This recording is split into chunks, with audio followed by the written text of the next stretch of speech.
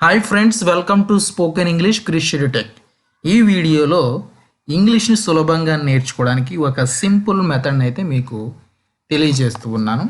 Have to గురించి already మీరు విని ఉంటారు. హ్యావ్ టుని ఇంకెలా ఉపయోగించవచ్చు కొంచెం క్రియేటివ్గా చూద్దాం. ఫర్ ఎగ్జాంపుల్, ఇక్కడ ఇచ్చినటువంటి వాక్యాలని గమనించండి. నేను ఎక్కడికి వెళ్ళాలో నాకు తెలియదు. నేను ఎక్కడికి వెళ్ళాలో నాకు తెలియదు. ఆమె అక్కడికి వెళ్ళాలి కాబట్టి వెళ్ళింది. అది అక్కడికి పంపాలని మాకు తెలుసు, లేదా దానిని అక్కడికి పంపాలని మాకు తెలుసు. ఇది ఇక్కడ ఉండాలి కానీ అక్కడ ఉంది. ఇది ఇక్కడ ఉండాలి కానీ అక్కడ ఉంది. సో ఇలాంటి వాక్యాలని మనం ఇంగ్లీష్లో ఈజీగా ఎలా చెప్పాలో ఈ వీడియోలో మీకు తెలియజేస్తాను. వీడియోని చివరి వరకు చూడండి. మొదటిగా నేను అక్కడికి వెళ్ళాలి అంటే మనందరికీ తెలిసిందే. నేను అక్కడికి వెళ్ళాలి అంటే I have to go there. ఇక్కడ హ్యావ్ టు అనే దాన్ని ఉపయోగించినప్పుడు వెళ్ళాలి అని అర్థం వస్తుంది అనమాట. I have to go there. నేను అక్కడికి వెళ్ళాలా, నేను అక్కడికి వెళ్ళాలా. Do I have to go there, do I have to go there. నేను అక్కడికి వెళ్ళాలా. సో దీనికి ఆన్సర్ ఎస్ కానీ నో కానీ, అంటే ఎస్ ఆర్ నో క్వశ్చన్ అనమాట ఇది. నేను అక్కడికి వెళ్ళవలసిన అవసరం లేదు. నేను అక్కడికి వెళ్ళవలసిన అవసరం లేదు. I don't have to go there. I don't have to go there. నేను అక్కడికి వెళ్ళవలసిన అవసరం లేదు. నేను అక్కడికి వెళ్ళవలసిన అవసరం లేదా. నేను అక్కడికి వెళ్ళవలసిన అవసరం లేదా. Don't I have to go there.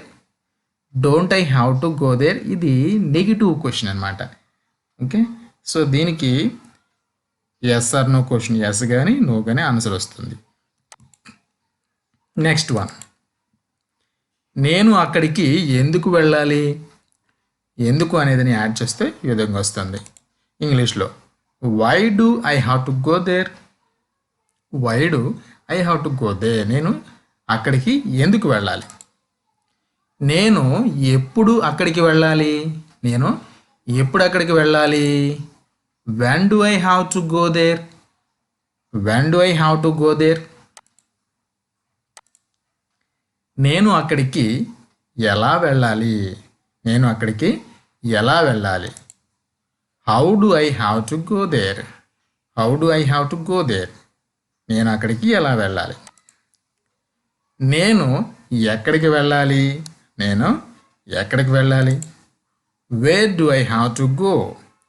Wear do I have to go. ఇక్కడ దేర్ అనేది ఉండకూడదు. సో ఎక్కడికి వెళ్ళాలని అడుగుతున్నాం కాబట్టి ప్లేస్ చెప్పకూడదు. Wear do I have to go. So ఈ విధంగా ఐ ప్లేస్లో వేరే సబ్జెక్ట్స్ కూడా పెట్టుకుని మనం ఈ విధంగా సెంటెన్స్ని క్రియేట్ చేయొచ్చు.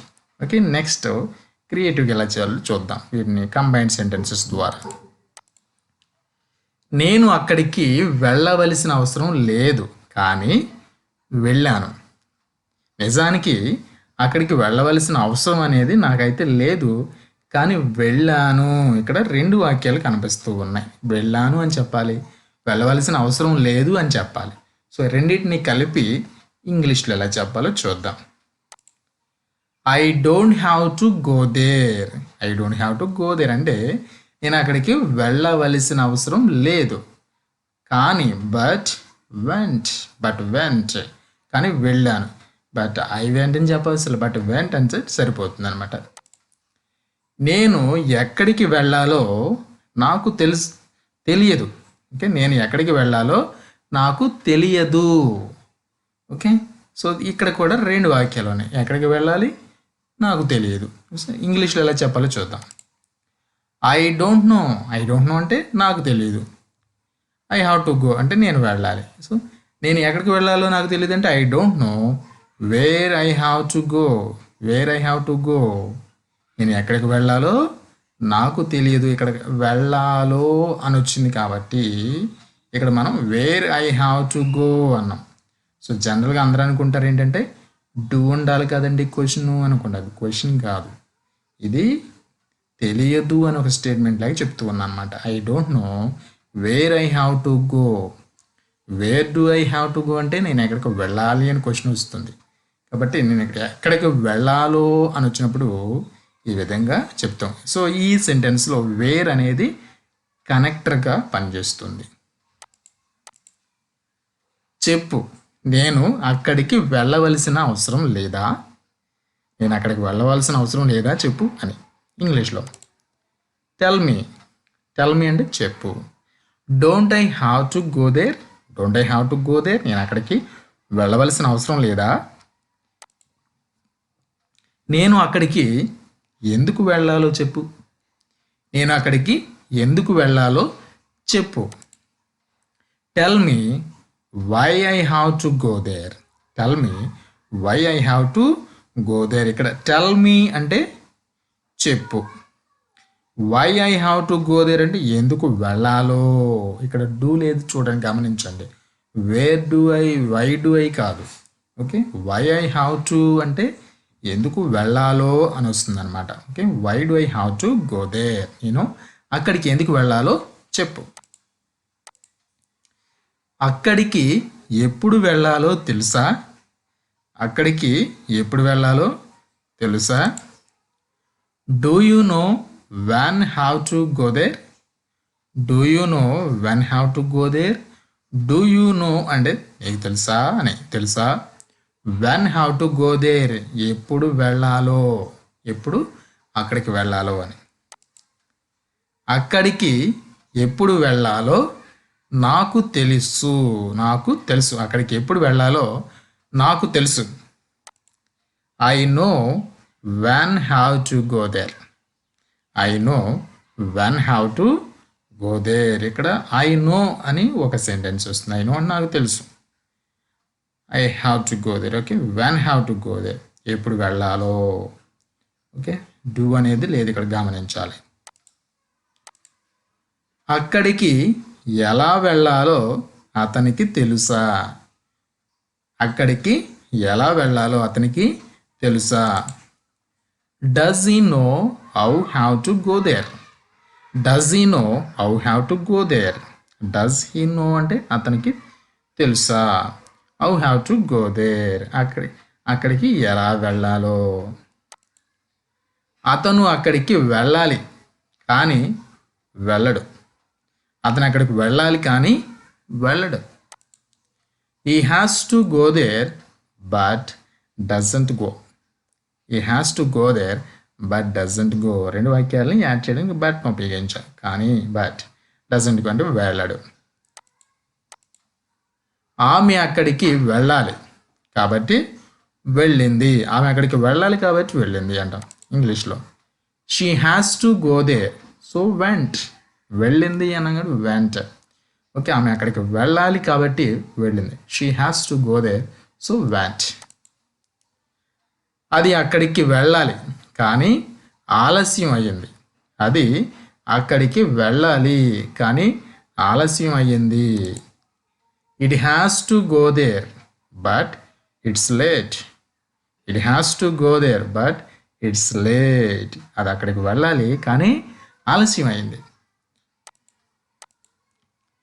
అది అక్కడికి పంపాలని మాకు తెలుసు, అది అక్కడికి పంపాలని మాకు తెలుసు. ఇక్కడ అది అనుకోకుండా దానిని అనుకోవచ్చు. దానిని అక్కడికి పంపాలి అని మాకు తెలుసు. ఓకే, ఇంగ్లీష్లో we know that it has to send their. We know that అంటే మాకు తెలుసు, వీ నో మాకు తెలుసు, that it has to send their ఏం తెలుసు మాకు, దాన్ని అక్కడికి పంపాలని మాకు తెలుసు. ఇట్ వచ్చింది కాబట్టి హ్యాజ్ వాడడం, it has to. Third person singular వచ్చినప్పుడు హ్యాజ్ వాడాలి. వారు ఇక్కడకు రావాలి కానీ రాలేదు, వారు ఇక్కడకు రావాలి కానీ రాలేదు. ఇంగ్లీష్లో they have to come here, they have to come here ఇది ఒక sentence. They have to come here అంటే వారు ఇక్కడకు రావాలి కానీ బట్ డిడెంట్ షార్ట్ కట్ అనమాట. డిడెంట్ కమ్ అని అవసరం లేదు, జస్ట్ డిడెంట్ అంటే సరిపోతుంది. They have to come here but didn't, వారు ఇక్కడికి రావాలి కానీ రాలేదు. వారు ఇక్కడికి రావాలి కానీ వద్దు అంటే రానివ్వకుండా చూడండి అన్ని. వారు ఇక్కడికి రావాలి కానీ వద్దు ఇంగ్లీష్లో. They have to come here but don't. రారు అనొచ్చు లేదా వద్దు అనొచ్చు. They have to come here but don't. వాడు ఇక్కడికి రావాలి కానీ రారు అనొచ్చు లేదా వద్దు అనొచ్చు. నెక్స్ట్ వన్, అక్కడ 2 కుర్చీలు ఉంచాలి. అక్కడ 2 కుర్చీలు ఉంచాలి. అక్కడ బంధువులు వస్తున్నారు లేదా చుట్టాలు వస్తున్నారు, ఏదో ఆఫీసర్లు వచ్చారు, అంతా అరేంజ్ చేశారు, అక్కడ చైర్లు లేవు కాబట్టి అక్కడ 2 కుర్చీలు ఉంచాలి అని. There has to keep 2 chairs. There has to keep 2 chairs. Next one, ఇది ఎక్కడ ఉండాలి. ఇది ఇక్కడ ఉండాలి. It has to be here. It has to be here. ఇంట్లో వస్తువులు చాలా చెదురుగా అక్కడెక్కడ పడేస్తున్నప్పుడు కొంతమంది విసుగ్గుంటూ ఉంటారు. ఇది ఇక్కడే ఉండాలి. ఏది ఎక్కడ ఉండాలో అక్కడే ఉండాలి. ఇది ఎక్కడ ఉండాలి అని చెప్పాలి చూసినప్పుడు it has to be here. ఇది ఎక్కడ ఉండాలి కానీ అక్కడ ఉంది. ఇది ఎక్కడ ఉండాలి కానీ అక్కడ ఉంది. It has to be here but was there. It has to be here అంటే ఇది ఎక్కడ ఉండాలి కానీ బట్ వాజ్ దేర్ అది అక్కడ ఉంది అని. మీరు ఇంగ్లీష్ మాట్లాడాలి కాబట్టి జాగ్రత్తగా వినండి. మీరు ఇంగ్లీష్ మాట్లాడాలి కాబట్టి జాగ్రత్తగా వినండి. You have to speak English so listen carefully. You have to speak English so listen carefully. ఈ విధంగా మనం సెంటెన్సెస్ కంబైన్ చేయడానికి ప్రయత్నం చేయాలన్నమాట. సో ఇప్పుడు మీరు వీటిని ఇంగ్లీష్లో చెప్పండి చూద్దాం. ఇంతకుముందు నేను చెప్పిన వాక్యాలని ఇప్పుడు మీకు ఒక అసైన్మెంట్ లాగా ఇస్తూ ఉన్నా. ఆల్రెడీ చెప్పేసినవి వీడియోలో మీరు జాగ్రత్తగా విన్నారనుకుంటున్నాను. సో వీటిని మీరే ఇంగ్లీష్లో చెప్పచ్చు. ఇప్పుడు నేను ఎక్కడికి వెళ్ళాలో నాకు తెలియదు. ఆమె అక్కడికి వెళ్ళాలి కానీ ఆమె అక్కడికి వెళ్ళాలి కాబట్టి వెళ్ళింది.